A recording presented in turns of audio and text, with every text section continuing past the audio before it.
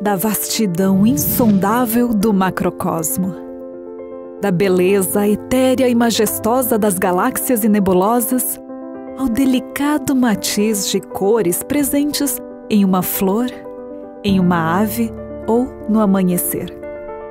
Até um olhar mais profundo nos levar à sofisticada complexidade do mundo microscópico.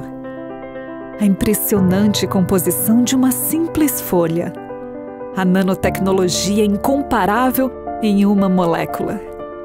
O mundo natural, em todas as suas formas, nuances e perfeitos ajustes, surpreende para onde quer que nossa percepção permita contemplar em detalhe. E de tudo isso, o que mais o encanta? Conheça agora o que cientistas, especialistas e estudiosos revelam que há para eles de mais fascinante no mundo natural.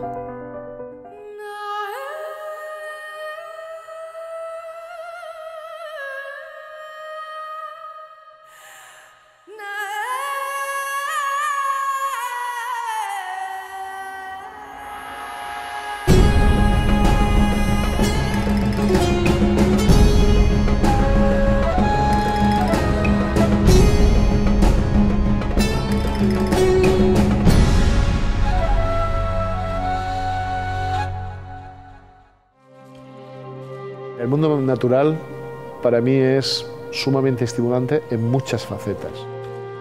Mirándolo como filólogo, me llama mucho la atención los procesos de comunicación del mundo natural con nosotros. Y no hablo de una expresión etológica en que un animal tenga un comportamiento de domesticación, de acercamiento al ser humano, no, en cómo se expresa la naturaleza a nivel de comunicación. O sea, yo puedo ver en un árbol la forma de la hoja, el color de la hoja, que me está comunicando si tiene algún tipo de necesidad, si está creciendo adecuadamente.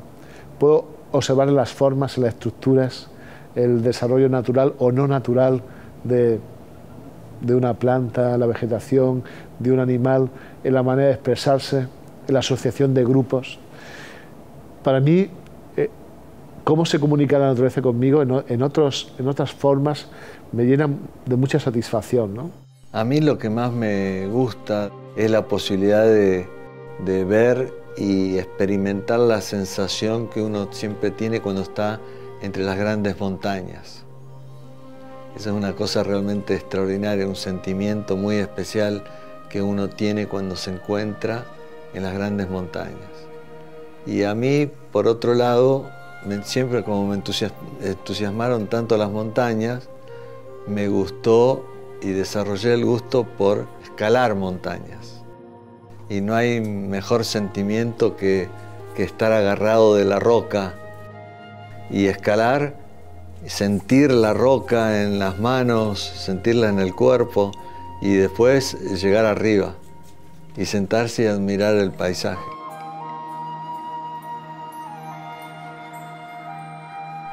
Esa combinación de aventura, de experimentar la roca con las manos, ¿no?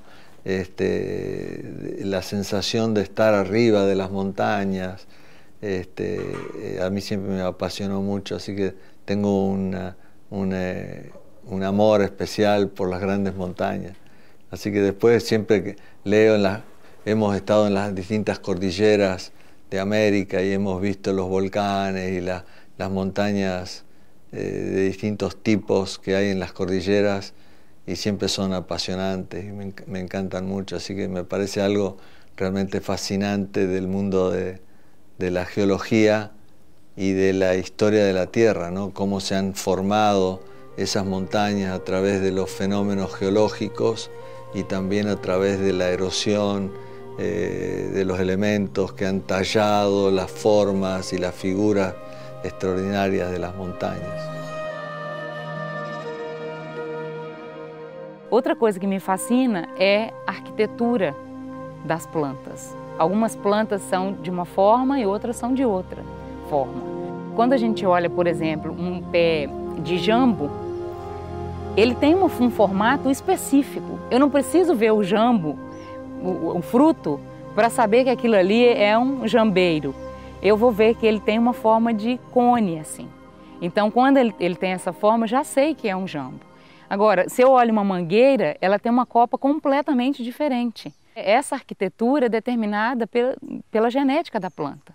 E, obviamente, se eu tenho plantas próximas umas às outras, elas vão também ter arquiteturas diferentes, porque elas não podem expandir suas copas embaixo se tem várias plantas próximas. É o que nós vemos num bosque como esse. Várias plantas próximas, as copas vão estar mais no alto.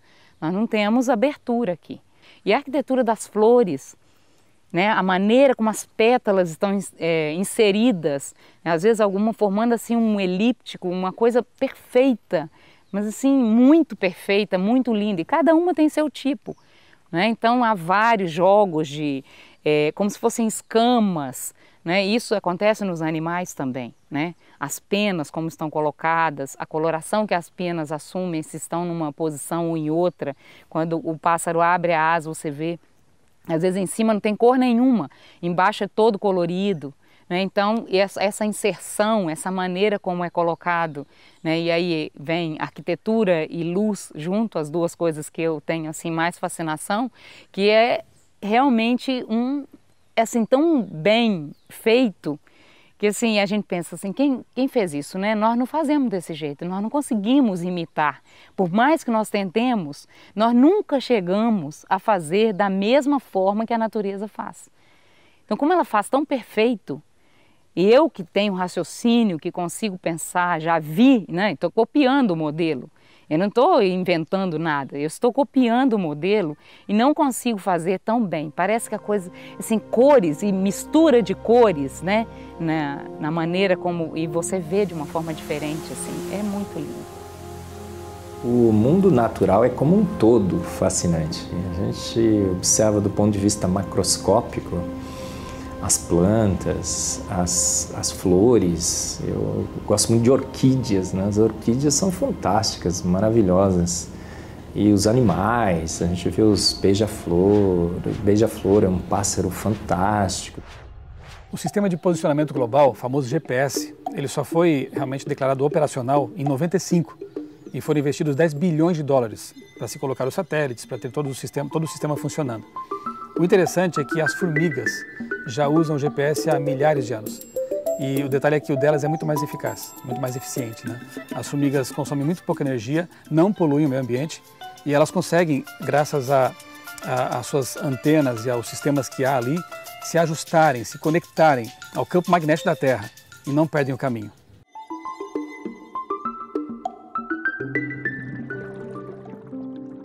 In my own research on both marine invertebrates and vertebrates, I see incredible evidence of intelligence and designs that are amazing.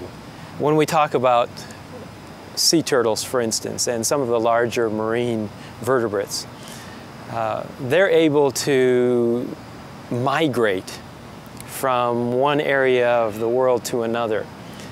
And to be able to do this consistently from year to year. For example, the hawksbill turtles that we study in the Caribbean, we have been able to satellite track nesting female hawksbills. They come to a nesting area in one part of the world, for instance in Honduras where we're working. We can attach a satellite tag to these turtles and track their migrations after the nesting season. And we find that those particular turtles will go from little islands in the Caribbean coast of Honduras to Mexico or to Belize. And they tend to move in very intentional ways. They are not wandering from place to place looking for their homes. They know exactly where their homes are. And some research has told us that when a sea turtle hatches out from its egg, it's already able to detect magnetic fields. That to me is absolutely incredible. And as that turtle moves off of the nesting beach for the very first time, it's actually imprinting on magnetic fields as it moves away from that beach. So that 18 or 20 years later, when it becomes a mature female or a mature male, mostly females, but when they become mature, they are somehow, and we don't understand how, but they're somehow able to turn that magnetic field map around in their brains and follow those magnetic fields right back to the same beach that they were hatched on. To me, this is absolutely incredible, and it keeps us humble as humans to recognize that what we would consider simple or dumb animals are able to do amazing things that we as humans can't do. For me, this really is evidence of some intelligence, that these turtles are able to undertake these amazing feats of migration, to know exactly where they're going and exactly how to get back in these vast oceans is absolutely incredible.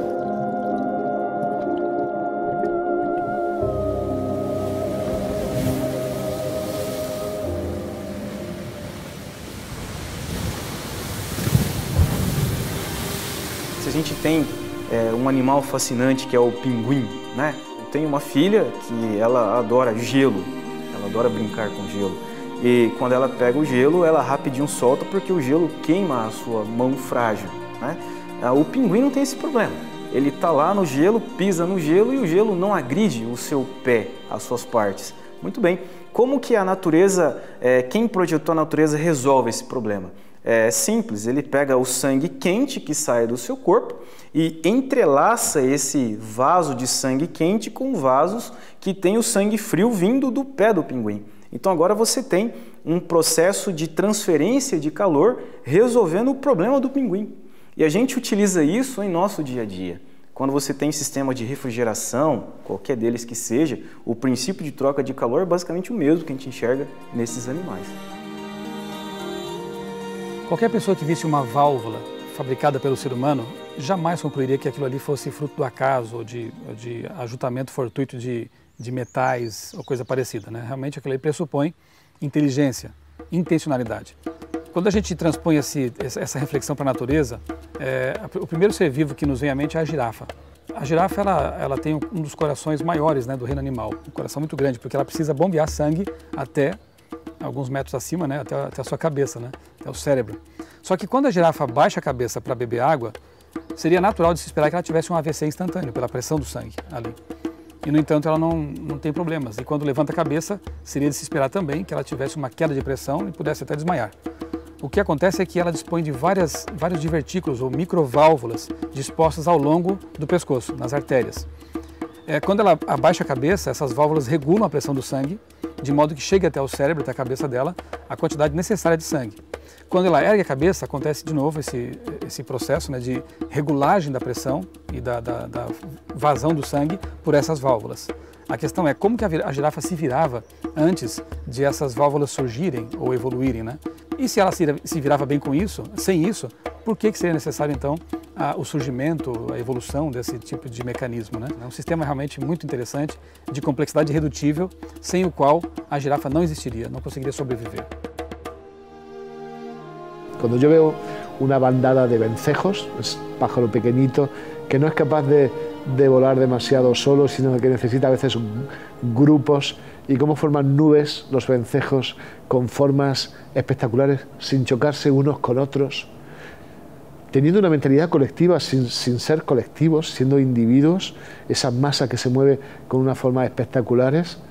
Eso es un lenguaje que a mí me fascina, ¿no? O sea, yo veo en la naturaleza unas dimensiones de diseño casi de perfección que me llaman a la reflexión, ¿no? Que me llaman a pensar, bueno, aquí hay mucho más, se expresa de otra manera. Eso no quita que también me afecte la grandiosidad, pero esos pequeños detalles, cómo está configurada una flor, por qué usa los colores que usa, por qué un amanecer y un atardecer tienen el tinte que tienen cuando podían tener otro. Es un proceso que se comunica conmigo y que me dice que en la naturaleza hay mensajes. E se analisarmos ainda mais a fundo, imergindo em detalhes quase invisíveis nos campos da química e biologia, o que haveríamos de encontrar? Vamos então empreender uma incrível viagem a nível microscópico. Cuando nosotros estudiamos en el microscopio estructuras orgánicas, estructuras que pertenecen a seres humanos o animales o a plantas y las comparamos con estructuras fabricadas o artificiales, nos surge lo que apareció primero en la historia. Cuando se estudió a través del microscopio las primeras estructuras hace varios siglos, lo que llamó la atención para los investigadores era la estructura que tenía el tejido vivo, que ellos llamaron célula, que significa celda. Los tejidos están formados por estas pequeñas estructuras llamadas células, que son únicas. No las encontramos en estructuras artificiales, porque las células son las menores estructuras o unidades morfológicas de vida. Hoy en día, el avance de la ciencia y de la tecnología permite estudiar las células a niveles muy profundos que nosotros llamamos ultraestructurales. Cada vez son más complejas las estructuras que se van encontrando que forman parte de las células, como por ejemplo las moléculas llamadas proteínas. Hay cientos y miles de proteínas que podemos encontrar en las células. Solamente en una parte de la célula, que es la membrana celular, podemos encontrar una gran cantidad de estas estructuras con determinadas funciones y complejidades. Algunas proteínas forman canales con una abertura en su interior. Otras forman compuertas, otras forman bombas donde se bombean diferentes minerales o iones selectivamente elegidos para llevar a cabo diferentes funciones celulares. Otras constituyen enzimas, ayudando a que procesos constructivos o destructivos se lleven a cabo dentro de la célula para que la vida pueda seguir de manera estable. Cuando nosotros estudiamos una sustancia artificial, no encontramos eso. Las sustancias artificiales son mucho más sencillas y son limitadas comparadas con lo que nosotros podemos encontrar solamente al estudiar una célula. Entonces imaginemos la complejidad que podemos encontrar al estudiar conjuntos de células, tejidos, órganos y sistemas, al comparar con estructuras artificiales donde no hay punto de comparación. Quando a gente vê as moléculas que constituem a vida, elas são realmente fascinantes.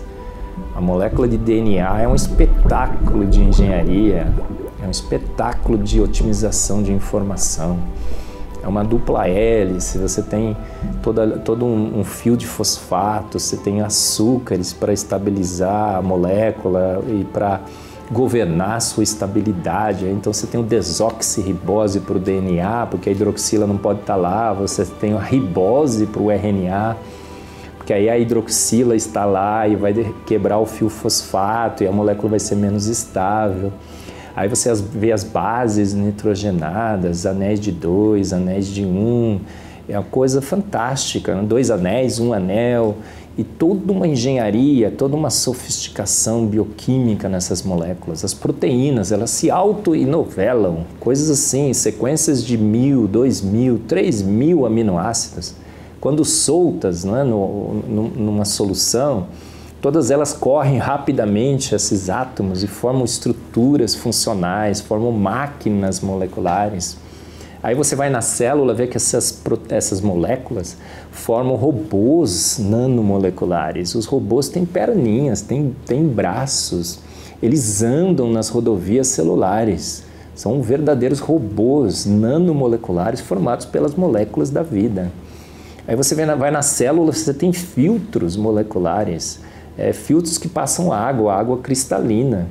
Aí você vai um pouco mais, você vê ali mitocôndrias, baterias de energia, coisas assim fantásticas do ponto de vista de sofisticação e engenharia. Aí você vai mais e vê ribossomos. Ribossomos são duas mãozinhas ali a preparar e a costurar as proteínas. Você vê que tudo isso funciona no ambiente cibernético, de transferência de informação através das moléculas da vida. Então é realmente fascinante do ponto de vista químico, toda essa engenharia funcionando ciberneticamente, automaticamente, não tem nada ali. A energia de prótons e tudo mais, é uma máquina, é uma cidade nanomolecular de altíssima tecnologia, coisas que a gente só via lá nos Jetsons, naqueles seriados, de ficção científica, a gente encontra dentro das nossas células. Então, sou fascinado pelas moléculas da vida, pela química da vida, que talvez sejam realmente o maior espetáculo desse universo, a química das moléculas que habitam dentro de cada um de nós. Tudo é fascinante, mas algumas coisas me chamam muito a atenção. Por exemplo, é uma fonte inesgotável. Nós nunca vamos compreender toda a natureza. Houve uma época em que a gente acreditava que a gente conseguiria explicar todos os fenômenos da natureza, né? E a gente viu que não, que a gente está sempre descobrindo novos fenômenos, novas ideias, novas teorias. Então, acho que essa inesgotabilidade da fonte que é a natureza para a geração de conhecimento é algo que me fascina muito. Na natureza, nossos processos celulares, a gente constrói proteínas com mais de 100 mil de unidades de massa, assim, são gigantes, em poucos segundos. E se a gente tenta fazer isso num laboratório, né, talvez milhares de anos, talvez. Então, como a natureza opera de forma perfeita, rápida, precisa, né? Isso fascina demais, né? A química na natureza ela é muito perfeita. Observando o mundo natural, desde o microcosmo ao macrocosmo, nós encontramos coisas maravilhosas, estruturas, máquinas, mostrando realmente planejamento e desígnio, né? No sentido das maiores dimensões, então nós vamos ver o nosso planeta Terra, vamos ver a Terra inserida no Sistema Solar, vamos ver o Sistema Solar inserido na Via Láctea e vamos ver essa nossa galáxia, um conjunto de outras galáxias e assim vamos ver grupamentos de galáxias, vamos ver grupamentos de galáxias. Nós vemos um universo onde há organização. São coisas assim extraordinárias que fascinam também, mostram a existência de um grande planejador atrás de tudo isso. Para mim, pessoalmente, e é algo que me toca desde pequeno, é o céu. Céu estrelado, eu gosto. Você olha numa noite estrelada, límpida para o céu, você vê aquela miríade de estrelas, você não tem como não se perguntar de onde eu vim, quem criou tudo isso. E o universo é uma coisa espetacular, é gigantesco, nós não temos como conceber as dimensões universais. A quantidade de estrelas, de conglomerados de estrelas, de galáxias, é algo impressionante. O mundo natural ele é algo extremamente fascinante. Por que ele é fascinante? Porque quando você estuda a natureza, que você olha a maneira com que a natureza funciona, a maneira com que a natureza resolve os seus problemas, né? Nós utilizamos esse conhecimento para criar coisas no nosso mundo e utilizar sistemas parecidos. Vou dar um exemplo muito simples. Quando a gente pensa em inteligência artificial, quando a gente pensa em redes neurais, trabalhando no campo da ciência da computação, isso tudo foi criado, isso tudo foi produzido a partir de um entendimento de como é que o nosso cérebro funciona. Então perceba, se o mundo da ciência da computação é produzido por mentes inteligentes, maior foi a inteligência da qual eu aprendo acerca dela. Então o mundo natural me fascina porque ele mostra uma complexidade, ele mostra ser resultado de uma mente muito inteligente.